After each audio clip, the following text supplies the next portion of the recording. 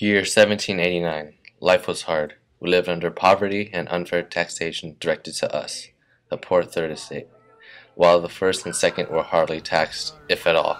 We needed a change. We needed a revolution.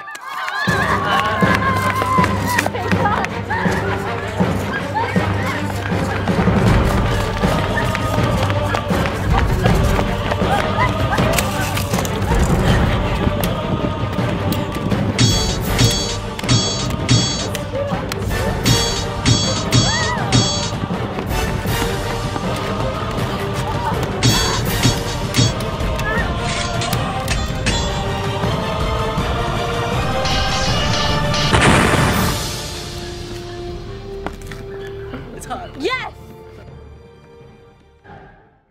France wasn't at its best. We, the Third Estate, made up 80% of the population. We were artisans, farmers, peasants, bourgeoisies, lawyers, doctors, common people, and we were suffering.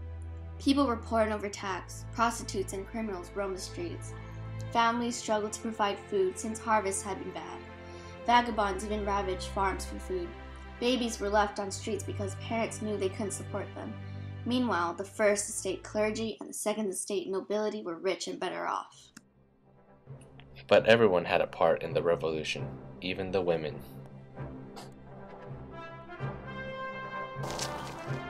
One example is the Women's March to Versailles, October 5th, 1789. At this time, women were being influenced by the Enlightenment thinkers, and wanting more rights and power, they started playing a proactive role in the revolution.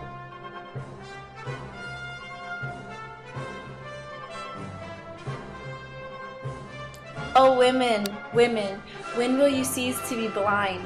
What advantage have you received from the revolution? A more pronounced scorn, a more marked disdain?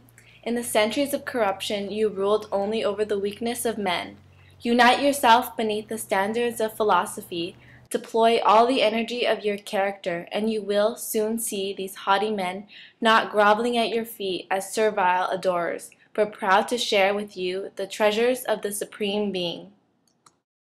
Mariam de Gauche, 1791.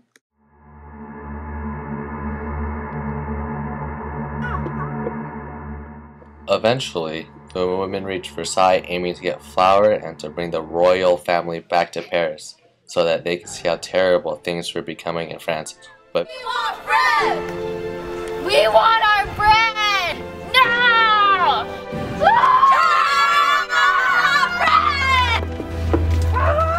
The women valiantly fought for the royal flour and brought it back to make bread to feed their starving family.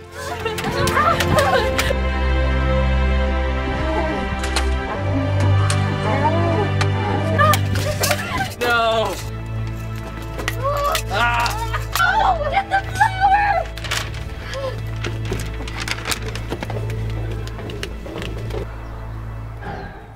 The women fought brutally like men, putting 2 aristocrat heads on pikes.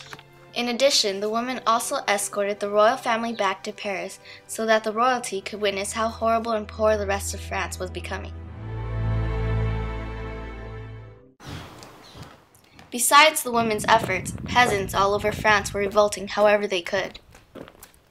But this wasn't always so simple, because they were poor and weaponless and could not possibly fight. An example would be when the king sent troops to Versailles to arrest the Third Estate representatives.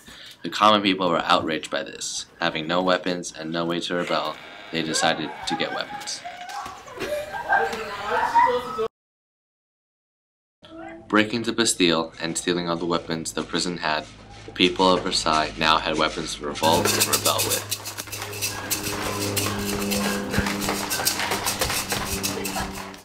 And they started their rebellion there, at Bastille, by putting the chief magistrates and commander heads on pikes. Besides women and poor peasants, even lawyers and politicians revolted. One politician who supported the revolution was Camille Desmoulins. He was known for his great revolutionary speeches. The storming of Bastille is even believed to have been inspired by a speech from Desmoulins at the Palais Royal on July 12, 1789. Another speech he is known for was named, "It's a Crime to be King." In it, he had this to say: Who shall judge Louis XVI? The whole people, if it can. We must recur to the maxim of Montesquieu. Let a free people do all that it can by representatives and commissioners.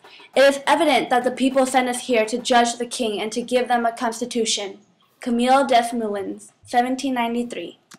Another politician who greatly supported the revolution was Maximilien Robespierre, a childhood friend of Camille Desmoulins.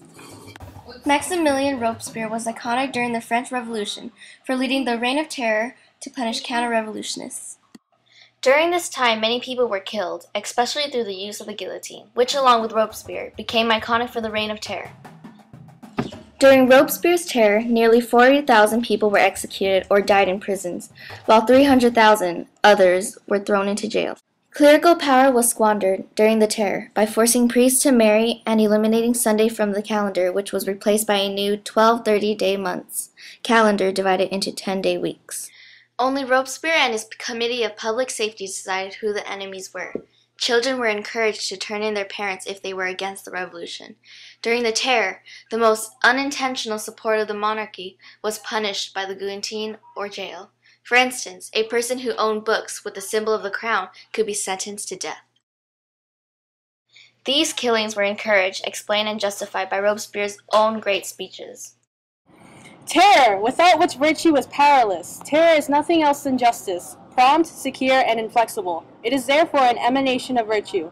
It is less a particular principle than a consequence of the general principles of democracy, applied to the most urgent wants of the country.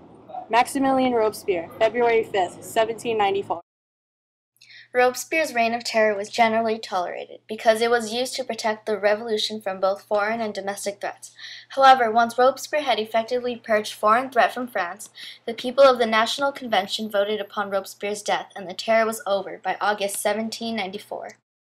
But in the end, despite all these efforts from women, peasants, and politicians, the French Revolution failed us.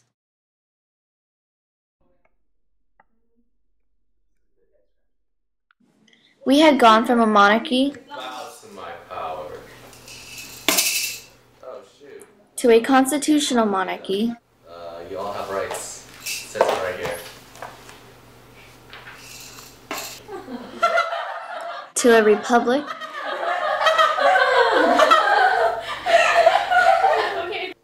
And to a monarchy again. The freedom we fought for was only ephemeral. So in the end, what was the point of it all? What really changed? Parliament gained more power.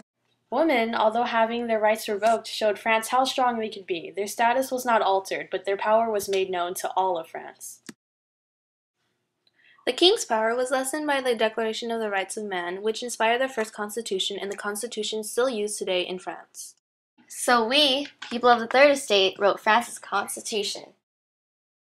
In addition, clerical power and wealth was also restricted.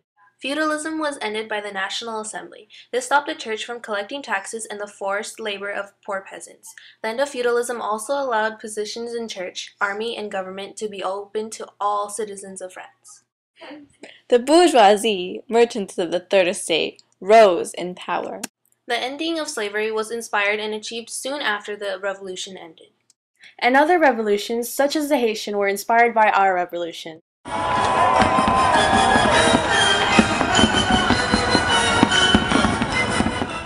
Overall, France had reverted back to a monarchy, but we were a new people.